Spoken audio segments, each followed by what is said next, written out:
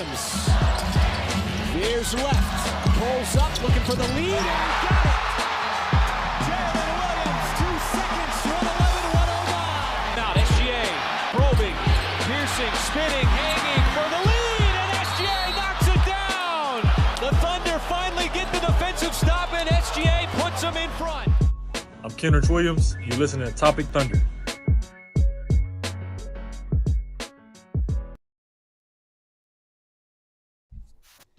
And welcome back, everybody, to another edition of the Top Thunder podcast. I'm your host, Dylan Hunsinger at Thunder Chats. We're part of the Believe Network, and yeah, that is it. We're back to the somber vibes. No more like we had before. Things are happening. Sorry, that threw me off the request for the share screen, but I'm joined by Alex Roy. Alex isn't going to say anything. Here. He's not happy. No. He's here. Dolan, who is, as we checked his flow chart, which he might be adding here, is currently at a Ben Simmons on a wide open layup on the worry scale. So I'm gonna go ahead and just add Dolan's screen and see what he's about to show us. Oh, the flow chart. Here we go. Yep. So unfortunately, the Thunder lost. If you weren't aware, do you think there's no way there's anybody listening to this who isn't aware? Right? That's not a thing. I would say no. Lost. Here is you can see the flow chart with the red line up from the 1-1 to the 1-2. So right now I am feeling Ben Simmons with an open layup level of nervous, which is unfortunate. I was really hoping to be down here at "Do you like my new shirt?" which is just like some casual nervousness. But unfortunately, we're staring down the barrel of wearing gloves so as not to tear off my own skin. If the Thunder can't handle business in the next game, and handle business, they did not. They did not. Tonight they did not. Man, they almost did. Mm-hmm. I think I hate it most of all for J-Dub, who hell of a game, played so good and has had times in the past where he's had to face the playoff shrinker label. Has not shot well in this postseason up to this game, at least from three. It just had an awesome game with buckets down the stretch in the clutch, hit 2 clutch free throws. This should have been the Jalen Williams game. This should have been the one where we leave talking about this game and we're like, that was the Jalen Williams game. That's the one where he established himself. And instead we have what I think is a correct narrative that everybody's going to talk about, that this team choked and wasn't ready for the moment. And I hate to say that, but that's what happened tonight, right? Yeah. Well, I would go even farther to say, I said this on Twitter and I'll say this on the pod. You guys know, I'm one of the biggest Shai supporters of all time. And, even though he wasn't shooting great in this game, newsflash, I think there was Jokic early in the game. He was doing a lot of things to, keep this team in the lead. He had 13 rebounds as a guard. He was playing good on defense. He was playmaking. He's been playmaking very well all series. But after that dub bucket, Shai, I look back at his fourth quarter. So he made a 3 early on in the fourth quarter when he checked back in. It was a huge 3. Put us up 3. It was an answer. I think Michael Porter Jr. hit a 3. After that, Shai shot 7 more shots. And I can honestly say, watching, Shai, his entire Thunder career, watching all these, going back to the rebuild, all these games, I have never in my life seen Shai hunt for his shot on a night that he does not have it more than I've ever seen tonight. Because this is a guy that he passed to Lou Dort for the game winner, he kept passing to Lou Dort whenever he had 45 against the Heat. Whenever he first set his career high, he kept his teammates involved, keep them in rhythm, and Dort ended up hitting the game winner because of it. Many times, we've seen Shai defer almost to a fault, almost to the point where we're annoyed. Shai, we wish you would be more aggressive in this moment, just to keep his teammates involved, just to show the trust in his teammates. And tonight in Denver, and a night that he was not shooting the ball very well, and we were willing to forgive him for that because it felt like we were still going to win the game. Dub was stepping up and Shai was helping out in other areas. It really felt like Shai shot us out of this game. And Not only that, but suck the rhythm out of the offense going into the overtime. So, as Shai will probably say in the post-game availability, I fully expect him to take accountability for this loss. Fully expect him to take responsibility and bounce back the next game. But tonight, the loss squarely falls on his shoulders. 100%. That the offense completely disintegrated there in the last 5 to 7 minutes of the game, and that's on Shai. That's also on Mark. Mark needs to see that and see that happening in real time and kind of adjust to that. It's one of the things that we've always said about Thunder playoff coaches throughout the history of this team in the playoffs is, are you able to adjust on the fly? Are you able to, to adapt to the scenario that's happening at that moment? And all you kept on seeing was isolation ball, ISO ball, ISO ball, ISO ball with Shai, and it was not working out. He was not shaking out of that slump. And, it would have been at that time that, maybe Mark could have taken a timeout. Maybe Mark could have inserted Isaiah Joe or somebody like that to kind of add a release valve for Shai out there. But, Shai was just shooting mid-range jumpers. He was not driving in. He was not trying to get fouled. And that's where I'm kind of like, this is your game. This is how you usually get back into rhythm, is driving into the lane, getting fouled, getting free throws.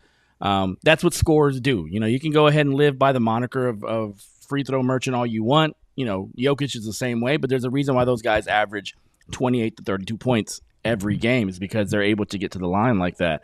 And he didn't do that. He only went to the line 5 times, made 3. And so I think it is squarely on Shai's shoulders. We can praise him for when he's good, and we can kind of, question him a little bit whenever he's bad. And tonight he was bad tonight. He was not good. I think he shot what, 7 of 21? Sounds right. Yeah. Yeah, something like that. He just did not have it, and I kind of wish Mark would have maybe said, 7-22. 7 of 22. I kind of wish Mark would have said, hey, let Dub kind of run the show and see what happens. See how that kind of changes the dynamic of the Denver defense. Put SGA off ball, and maybe he's able to get a little bit more space that way. But he just kept on dribbling at the top of the key, and the results are what the results were. Sometimes in these games, it's very clear that some guys don't have it, or aren't up to taking the shots. Most of these plays might have been in overtime, so a little bit after when this started. But we saw Hartenstein airball a floater, and then almost airball the next one short. Missed 3 floaters in overtime. Yeah, missed 3. Yeah, we saw Dort pass up an open corner 3 to drive, after which Dub relocated to that empty corner and was wide open, and Dort didn't have the vision to see him behind him. We saw the play that really bothers me the most, honestly, is Chet's closeout on Aaron Gordon on that 3 when it was 102 to 99 with 20 something seconds left. And they lost Gordon in, kind of a cross match in transition, because Chet got caught on Murray, and, everybody just kind of got scrambled, and Gordon relocated to the corner. And I get that you lost him. That's obviously not ideal, but you got to know time and score in that situation.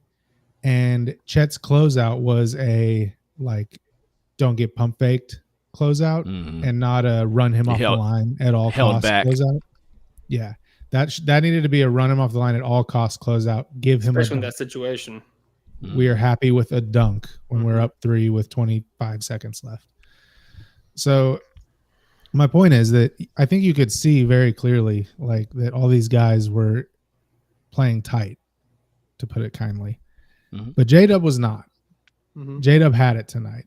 And it's on Shai down the stretch that he didn't get the ball. It's on Mark down the stretch that he didn't get the ball. And it's just unfortunate, because the plays were there. They had a 3-point lead with 25 seconds left. It was there for the taking. And then in overtime, the wheels completely fell off. I guess the one thing I didn't expect, so I think Caruso would have had it. And I think Mark thought so too. and that's why he tried to insert him to start overtime. But I don't know why. I wonder why Hartenstein instead of Chet as the Yeah. I big. No Like, idea. I don't know. I don't get that. The one thing I did not think would happen in this series, like we've seen Mark, his preference when dealing with matchups is to go opposite and make the other team deal with our stuff. And I feel like Jokic has completely spooked him out of that. Like he is completely, we have to keep double bigs or at least like Hartenstein in at all times to deal with Jokic's size. And that's not his style, man. Usually he would be like, okay, we need to do something different, like make him guard Chet. And that's not what he did. And I think that's the thing that surprises me the most. Yeah, questionable calls all around, man. Questionable calls from the coaching staff, questionable calls as far as how the offense was run. And with all that said, we're looking at the possibility of being up 3-0 in this series. You know, a couple of mishaps in game one, a couple of mishaps in this game, and we win these games. And so that's what's kind of frustrating about this. And this is where the narrative, you know, can we please put to rest the narrative of like, you know, oh, the Nuggets, you know, they've played X amount of games, you know, in the past X, you know, these are conditioned athletes. If anything, one of the things that we should never ask about Denver is whether they are, you know, whether they can play a bunch of games in a row, because they play in atmosphere. They play, you know, higher atmosphere. So lung capacity, oxygen saturation is usually higher for them than it is for a normal athlete that plays at ground level. And so, you know, they are probably tired. Yeah, but everybody's tired at this point of the year. And everybody has played a ton of games at this point of the year. So I want that narrative to be put to rest as far as, you know, they're going to get tired eventually. No, they're not. And tonight it kind of looked like we got tired at the end. And I know you have to deal with altitude. I know you have to, you know, it takes a while to kind of get used to that. It takes at least a day. It's one of those situations where I kind of hope they practice tomorrow, you know, and they go kind of not necessarily all out, but they, you know, they run a couple sprints and get their lung capacity ready for the next game, because it's, you know, it's the next day early. So, yeah, that's just one of the things that I saw. The shots were short. You know, they were a little bit slower on their, you know, defensive assignments. They weren't necessarily flying around like they were in game 2. And so hopefully that changes in game 4 with a little bit more time in Denver. Yeah, for sure. And I mean, hey, if you ask Nuggets fans, I mean, we got a few in the chat. I did see what's the dude's name? I think it was Yuri. Yeah, he was actually at the game. He was in our last chat. He's cool. He's chill. But you know, you ask Nuggets fans, they say they play better when they don't have much rest. Whether it's rhythm thing or like, you know, just a mindset thing. Like, yeah, they just play better that way. And I don't know, man. There was a lot that went wrong. Like, obviously, like, you know, Shai was the loud one, like, late in the game. But Alex Caruso, man, like, he's a bald-headed demon 100%, and, like, he is pure chaos. But sometimes the chaos swings to the other side of the pendulum, and he missed, you know, he made a back-to-back three-pointers, but that's about it. Like, he was kind of erratic a little bit tonight with some of those misses, some of those bunnies that he missed as well. So, you know, plays like that. Lou Dort did not have it tonight. Big game Lou did not show up. He had 3 points. Didn't hit a single three. He was only 1 of 6.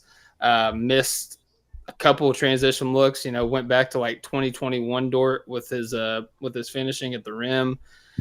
Yeah, it was just a rough night, like kind of all around. And yeah, I want to point out to Chet, because I think that Chet has responded very well from game 1. Obviously, we saw how good he did in game 2.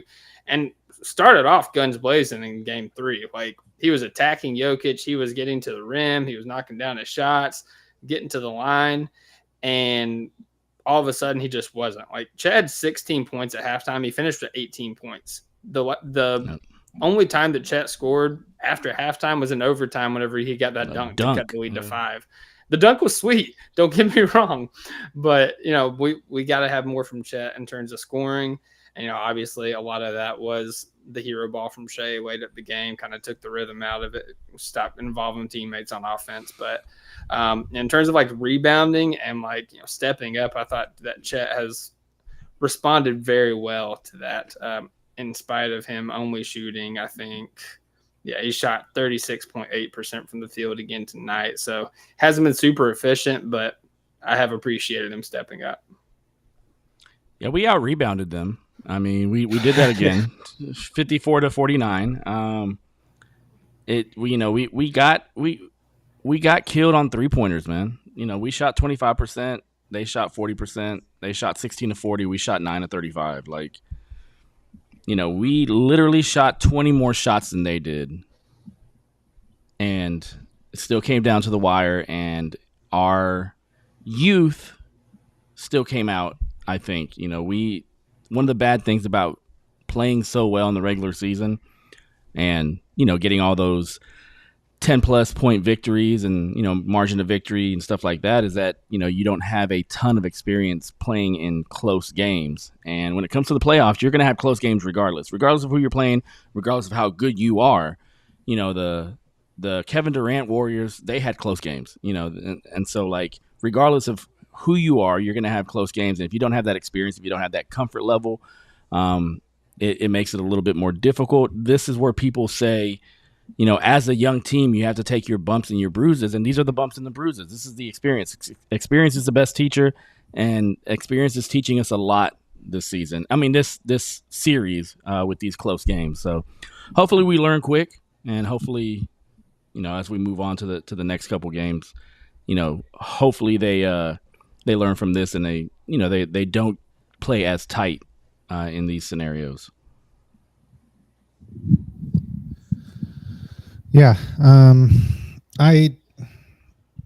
After most losses, I think of myself as pretty level-headed, and it's worth pointing out, right? This was a shooting variance game. Like you said, we shot 25% from three. We missed free throws. We missed layups.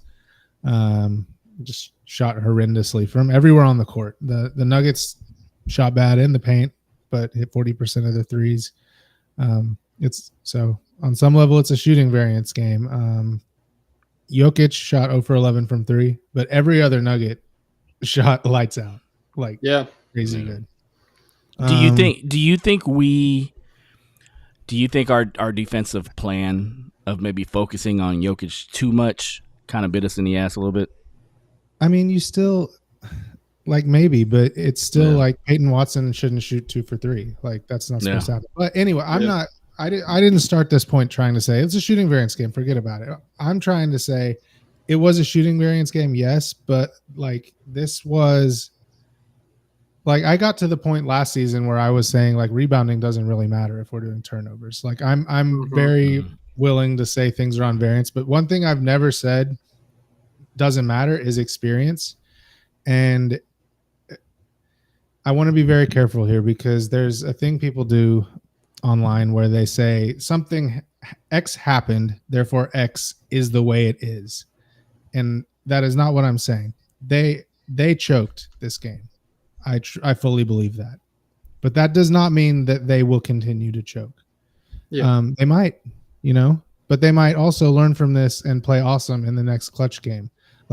We have seen games before where teams pack the paint and our offense just gets thrown for a loop for a fourth quarter. And then they come back and do better the next time. And I think that's what happened this game. They were totally packing the paint and people got tunnel vision and just forgot to like the counters that they were using in the first quarter, to deal with that. And they forgot to do it. And I think that this is a team who grows and gets better given the opportunity. And that doesn't necessarily mean they will this year. But I don't think just because X happened, X will absolutely continue to happen. They choked. That does not mean they are chokers forever. And I think this is a team who will grow from that. Yeah, I definitely agree with that. It's crazy because, it was obviously a bad game from Shai. It was, also a bad game from Jokic. It's kind of hard to point to either one of them as Thank goodness, right?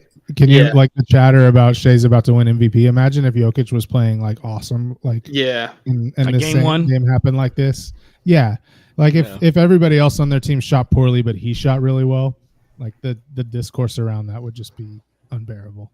Yeah, like right now, like I think Shai has like he's dominating the assist to turnover battle against Jokic, which doesn't matter. When you lose the game, it's just funny, and it plays into OKC's game plan to make Jokic a scorer, and it's he has the night where he had 44 points, but we limited him on the assists. I think he had like 5 assists that night, and it limits the easy looks for his teammates in theory. Now, sometimes like Aaron Gordon, like shout out to Aaron Gordon. Aaron Gordon's been one of the best players in the playoffs this season. I'm about damn tired of meeting up with hot from 3-point power forwards in the second round. Like we don't. Yeah. I'm done with that. Yeah, and then Michael Porter Jr. I think we should say, like, you're talking about the plan on defense, and we talked about they shot 40% from 3. The defense was great tonight.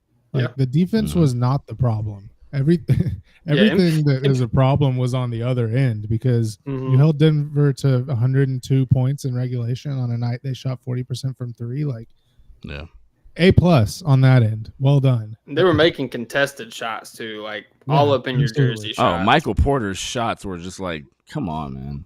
Yeah. Stop that. Yeah, that was nuts. That was absolutely nuts. But there's a lot you can kind of go back and forth with on this game, but I just kind of want to address the common fan right now. I'm not going to tell you how to feel or anything like that, because I feel like that's irresponsible. And I can't tell you how to feel about this game or the series, but I will say that people were feeling similarly after game 1, and game 1 definitely felt like you could point more to a coaching thing and not the players. So it feels differently right now in terms of the loss, but you saw what happened. You saw how this team responded in game 2. I expect a similar response in game 4. And, the plan going into Denver was to split the series and, recapture home court. No. We still not the plan, Dylan. Okay. Obviously, the plan would be win 2, but at least bare minimum, go in there, split the series, recapture home court. We didn't do that tonight. We still have the opportunity to do that tomorrow. That being said, if we keep this game plan up of losing a game and then coming back and dominating a game, the math's not mathing. We're going to lose the series in 7. But it's imperative to split the series and go back to OKC with a chance to go up 3-2. And Dolan is trying to share a screen. Let's see what he's got here. Well, I will tell the fans how to feel. The fans should feel Ben Simmons with an open layup nervous right now. And they should hope that we can get it back down to at least like the girl in Jurassic Park when the raptor is right there level.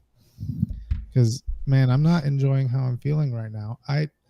There's a lot of people in the chat talking about Dort shouldn't finish the game, that all the solutions, and it's just really hard because I wanted Alex Caruso on the court, and he took him out. He took Chet out to put him in, which I thought was odd. Weird. Yeah. But the next natural person after that, I think go small with Chet at center. That's what I would have done, but I'm not obviously the coach. But a lot of people are saying Dort because he wasn't doing anything, but like we've said, the defense was amazing. He held Jamal Murray down. Jamal Murray in the Jokic 2-man game, until overtime, it kind of broke loose, but they held that down the whole game long. 102 points in regulation. So I just have a hard time, defaulting to anything that we should have hurt the defense to score more. No, the guys who were out there should have just executed better. In the same way they did at the beginning of the game, when the Nuggets were packing the paint and putting guys on both elbows and completely ignoring shooters. They were swing. They were overloading a side. They were, running ghost screens, and they were doing things, and they stopped doing things.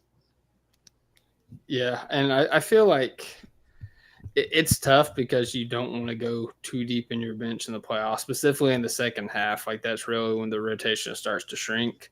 But I feel like guys that really came in and made an impact, like J. Will and Aaron Wiggins, obviously, like late in the fourth quarter, I'm not saying they need to be in there, but like when our offense was struggling early in the fourth quarter, like Aaron Wiggins played great in his minutes, like was knocking down shots, was getting to the rim efficiently, and was playing best defense I've seen Aaron Wiggins play in a long time. Got a block on, I think it was Christian Brown out of the post.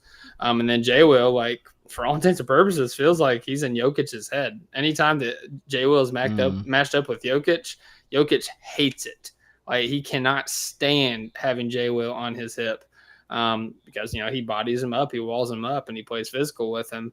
And I don't know what the shooting is whenever that guy's guarding him. And I'm not saying play J Will the entire game, but I feel like especially as we tired out down the stretch with iHeart and Chet and going back and forth, playing them together and whatnot, I think that you could have stole a possession or two with J Will. But yeah, I don't know. I mean, how do you guys feel about how we closed out this game? I saw some people in the chat talking about how despite Shai's shot selection, the double big closing out on offense kind of clogged up the lane. Do you guys agree, disagree? What you think?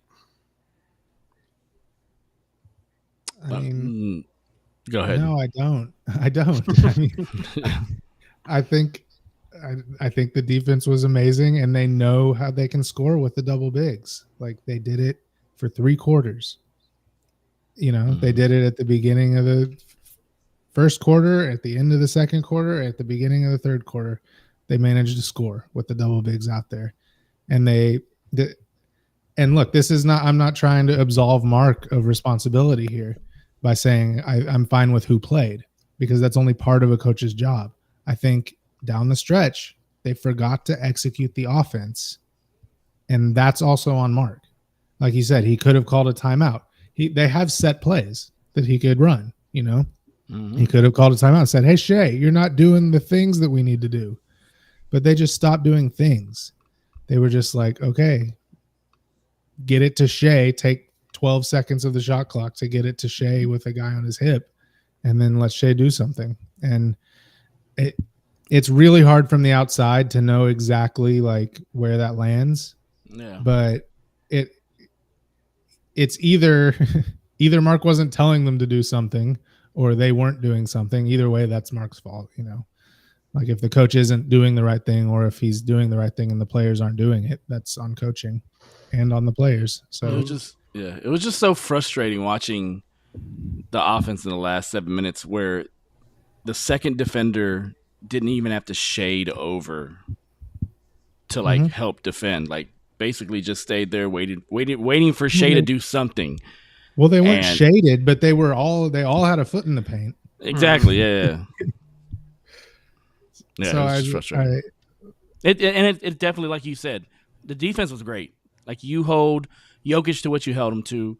You hold Denver to 102 points in total in regulation, and it's just like the execution of the offense. Like, this is the thing that coming into the playoffs was one of the questions for this team is, if you have a game where a team is completely walling off SGA, what does that look like offensively, as far as your shot making, as far as your your execution after getting the ball away from Shai? Like, it was rough. Yeah. No, absolutely. 3 minutes from Isaiah Joe tonight. Any thoughts? Should have been a little bit more, I think. Yeah. At least to open things up. Like, if you're struggling, with packing in the paint, even just the threat of Isaiah Joe gets you a little bit of leeway, I think, defensively. Yeah, and I thought he played well, honestly. I mean, he had the hot potato at the end of the first quarter, and then the only other shot he took was attacking a closeout, and he hit the mid range. So I mean, would have liked to see more out of Zay. I think Zay's earned that spot, man. Yeah, it's so weird. It's so weird. Like, sometimes just getting into Mark's head and seeing on a night to night basis why he plays certain players and why he doesn't play certain players, especially in the playoffs. Yeah. Yeah. And this goes back to the thing that I said surprised me the most. Like, the reason you're seeing things like that, like Isaiah Joe, who he loves to play, getting their minutes shrunk, is because he has decided that it's basically impossible for us to go single big. And I'm just shocked by it. And that eats up minutes, like if you're double big all the time, like Jay Will's getting a lot of minutes, there's just fewer minutes for guards. And that's why you're seeing that. And I'm shocked by it.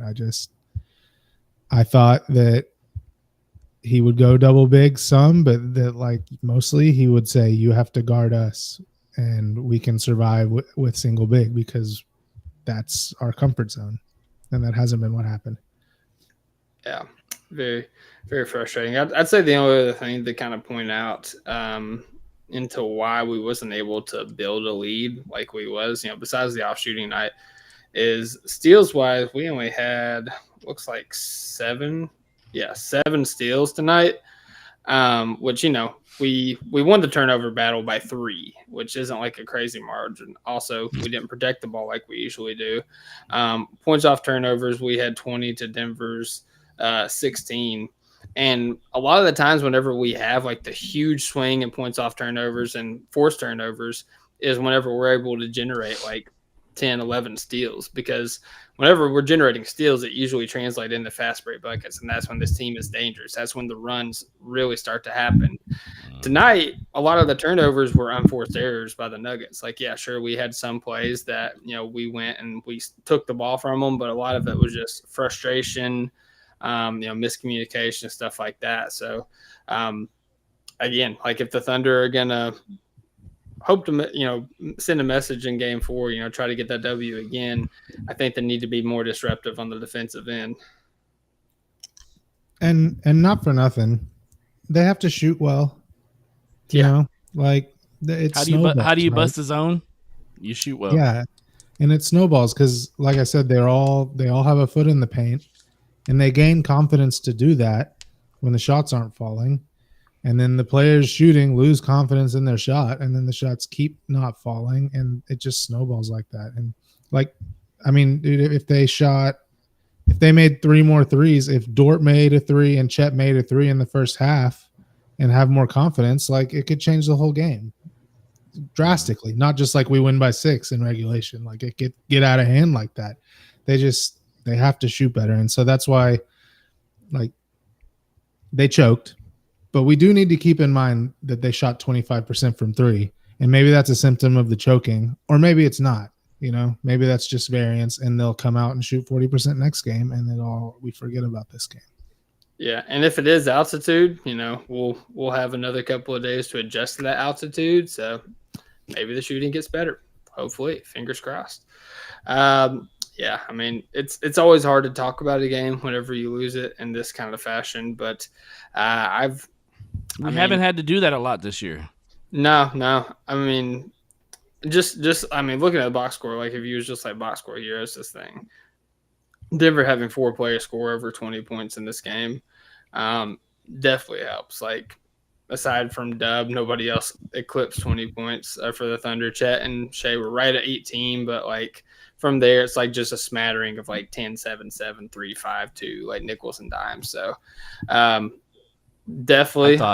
I thought, for the Westbrook contingents, that are still listening to our podcast, I thought he did great in the non-Jokic minutes. I thought he was their version of Caruso against us. He came in, he was, torpedoing, missiling towards balls.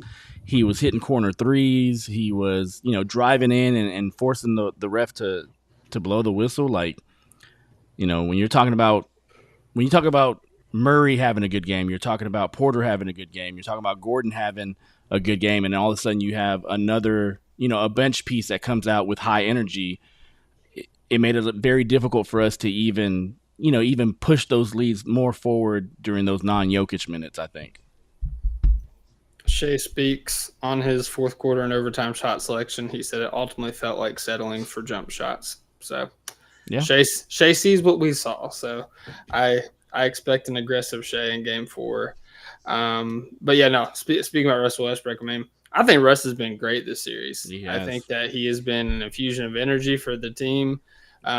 Specifically like whenever he comes in, if they're starting off slow, like he's a guy that he's consistently able to get to the rim. He's spreading the ball out, making good plays, and like you said, defensively, man, he's just like a torpedo. Like I know one of the steals tonight was Chet felt like he had a driving angle on whoever was guarding him, and Rush just dove straight in there and took the ball from him. And that's kind of been an issue with Chet, like specifically in this postseason. As good as he's been in other areas, whenever he puts the ball on the floor, guys that are closer to the ground are able to swipe at the ball and get it out there. So it's led to some turnovers. He had 3 turnovers tonight. But yeah, do you guys have anything else you want to talk about with this game, or you want to tie a bow on it and hope for a better game 4? Tie a bow on it and hope that the Thunder love their mothers. All right. Then win it on Mother's Day. Oh, fair. Sorry, brother. It's 2:00 in the morning. I didn't have it either. I didn't do it either. Dolan doesn't even have time. I do hope they love their mothers. In a vacuum, I hope they love their mothers. I agree. I hope they eat healthy. Sleep well. I don't know. I think we needed that. Did you see Shai walking off the floor with a big ass smile? Like, I wonder what people are going to say. I did see the one shot. I've already seen people saying about it. I mean, that's Shai's mindset, man. He never gets too high, never gets too low. He's always even keel, and love it or hate it, man. Like he's the MVP of the regular season. He's had good moments in the playoffs. He's like, and I want to point this out too, because before the shot selection fiasco in the fourth quarter, my buddy Jace at Jace Hoops, I'm sure you guys I've seen him on the timeline. Yeah. He pointed this out about not just Shai, but also Jokic and the defenses they're facing in terms of like their efficiency. Let's see here. He said people are going to clown Shai and Jokic for their inefficiencies, but they're right to an extent. But these defenses are absurd. This generation of coaches are all demons on that side. And we've talked about how the Thunder are covering Jokic, turning him into a scorer, frustrating him, forcing him into just frustration, turnovers, and whatnot. But looking at Shai, obviously you've got the double. I talked about in game 1 how they had that like inverted box in 1 where they would have the 1 on the screener. That way they would always have a double on Shai at the top of the key. They're shrinking the top of the zone. They're packing the paint whenever he gets by guys. And they're just doing a great job defensively. But at the end of the day, Shai's still Shai. Shai's still one of, at worst, the top 5 players in the NBA. He's facing a really tough defense. He's really good game plan, and his team stepping up. And he did not have it tonight. He made poor decision after poor decision. But as Dolan said, just because he did X tonight, that is not who he is. And I expect to see more of the Shai that we know and love in game 4. The Nuggets were doing the same thing in the first quarter. And, there was a little bit more zone, but it was essentially a zone all the way through, functionally. And they were, overloading a side so that when that double came to Shai, they had 2 people guarded by 1 on the other side, and they just swing and get a good shot. And they just stopped doing that. And I don't know. It was just a mental failure. And I think in regards to Shai's smile after the game, I think when you're in it and you just get when you're in it and you're playing and you're trying to make the right play every possession, it can just feel like, oh, I missed a bunch of shots, which, he did. I don't think they were great shots. They're makeable shots for Shai, right? He's made them. Contested mid-range shots. He can make those shots. So I think in that moment, he might have just been feeling like I missed a bunch of shots I should make. But I think once he gets a little clarity, and I think you already see it from that post-game comment, settling for jumpers. I think that smile will go away in the film session tomorrow. I think he's gonna get it. It's not gonna be funny where it's like, I can't believe that happened to me. It's gonna be like, oh, I can't believe I did that, which is a different feeling. Well, he did comment on it. shout out Clemente. All the reporters on it, but I saw Clemente's first. He said some fans were taunting me. I know how the game goes. I know how life is. It's easy to talk about it when you're up, and I don't ever want to show them that I'm defeated or mad or anything like that. Nothing's written. The series isn't over, and he's right. Series isn't over. You know, it's 1-4, man. Right now the Nuggets are up 2-1. We have a chance to tie it up at 2-2 going back to OKC, or we could see the Nuggets go up 3-1 next game, and we will find out. Fellas, what is your prediction for Game 4?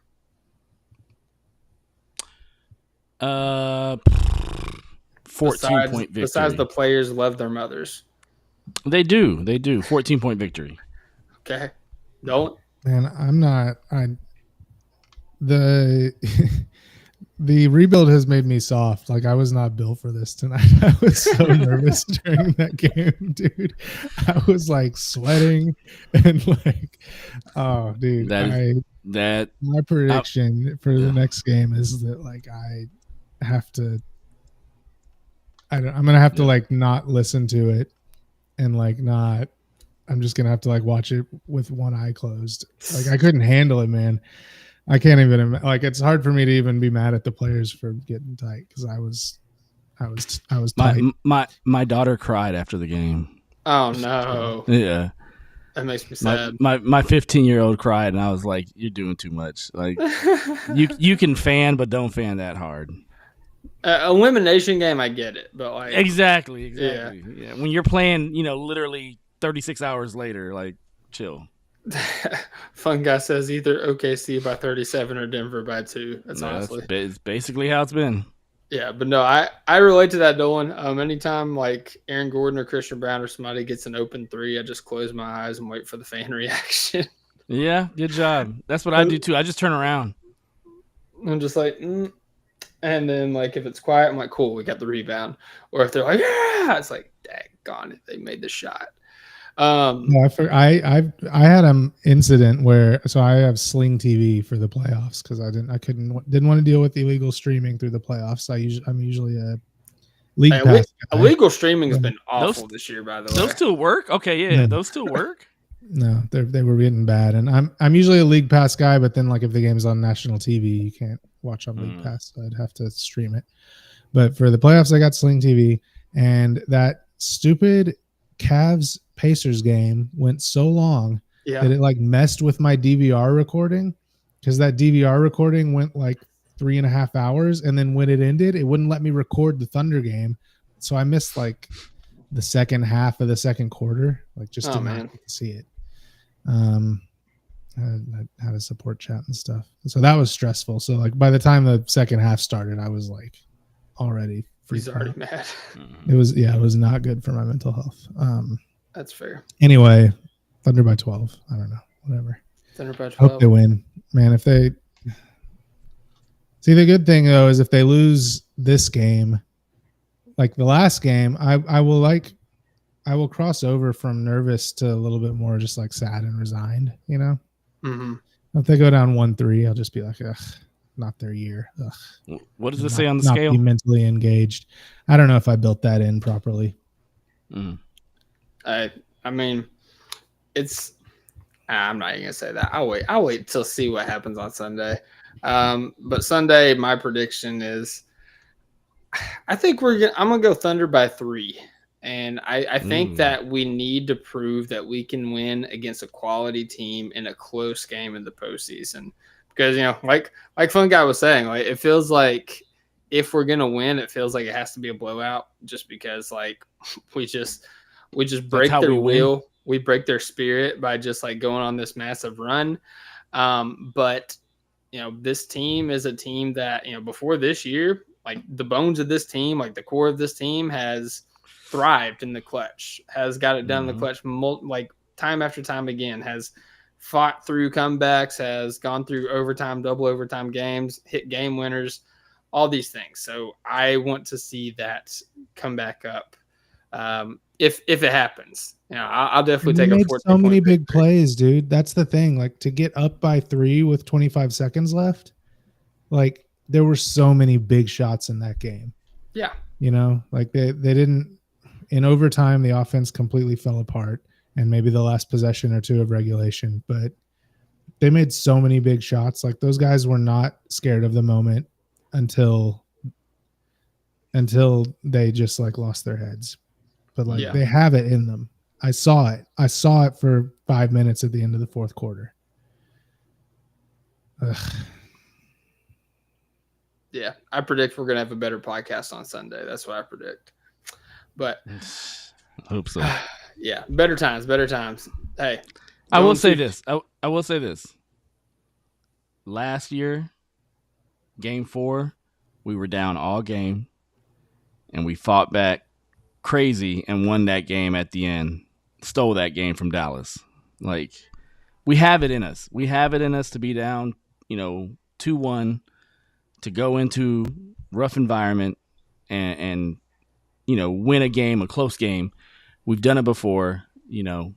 Here's hoping we do it again. Yep, absolutely. And Paul Carter said that this round of the playoffs shows that no lead is safe. I mean, like Denver, the biggest lead Denver had in the game the biggest lead that we had in the game was 7 or 9. Like 9. It wasn't even like a massive lead this time. And then Denver didn't get above. They got to 5 at one point in regulation. Yeah, but I don't think they got their biggest lead was in overtime. Yeah, and it was 9, I think. So they won by 9. Yeah. Well, hey, there you go. That's logistics, baby. All right. Yeah. Well, with that being said, we're hoping for a better podcast on Sunday. Hoping the Thunder tie it up 2-2 and send it back to OKC for a chance to recapture home court advantage and close out the series. But until then, if you're in the chat, whether you're a Thunder fan, Nugget fan, or whatever other NBA team fan you are, hope you guys enjoyed the pod. Go ahead and leave a comment down below if you think the Thunder have what it takes to come back and win in this series, or if their hopes and dreams are crushed, and our hopes and dreams are crushed. Like the video, subscribe to the channel, hit the notification bell so you don't miss out when we go live, as we will and as we have for every single playoff game immediately afterwards. So with that being said, Alex, Dolan, thank you guys for staying up with me and potting with me after this terrible game. And hope everybody has a great night. God bless. Hoop when you can. And as always, Thunder up. Thunder up.